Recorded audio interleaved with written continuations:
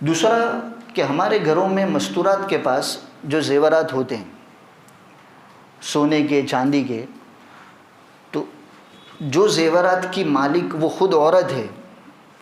اس پر الگ سے زکوٰۃ واجب ہوگی۔ اس معاملے میں بھی بہت سی جگہ پر کوتاہیاں معلوم ہوئی کہ شوہر اپنے طور سے اپنے مال کو گن کر زکوٰۃ دے دیتا ہے، لیکن اس کی بیوی کے پاس جو سونا یا چاندی ہے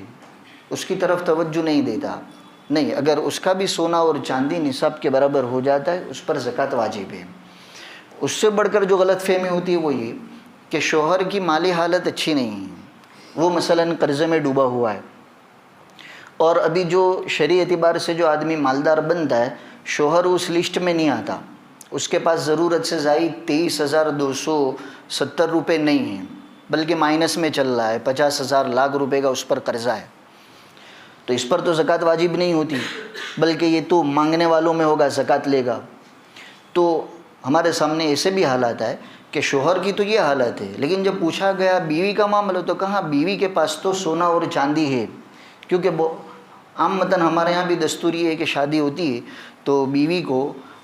اس کے ماں باپ بھی اپنی لڑکی کو بہت سا زیور دیتے ہیں، اور یہاں سسرال آنے کے بعد بھی زیور دیا جاتا ہے، تو جو زیور بیوی کی مالکی کا ہے وہ نصاب کو پہنچ جاتا ہے تو بیوی پر زکوٰۃ ضروری ہے، اس کو دینا فرض ہے۔ اب جب یہ مسئلہ بتاتے تو وہ پھر ہم کو سوال کرتا ہے کہ مفتی صاحب کچھ ہے نہیں، میں لوگوں کے یہاں جاتا ہوں، اس کی زکوٰۃ کیسے دیں؟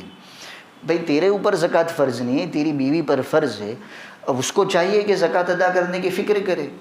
کسی کے پاس سے یا تو قرض لے، اور اگر اتنی ہمت یا جرت نہیں ہے یا کوئی نہیں دیتا تو اپنے سونے اور چاندی کا کچھ حصہ بیچ کر اس کی زکوٰۃ ادا کرے، لیکن یہ زکوٰۃ اس پر فرض ہوگی۔ تو ایک کوتاہی یہاں بھی ہوتی ہے کہ بہت سے شوہروں کی حالت اگر مالی اعتبار سے خستہ ہے تو بیوی اگر مالک ہوتی ہے اور وہ نصاب کے برابر پہنچ جاتی ہے تو وہ زکوٰۃ کی ادائیگی کا اہتمام نہیں کرتے۔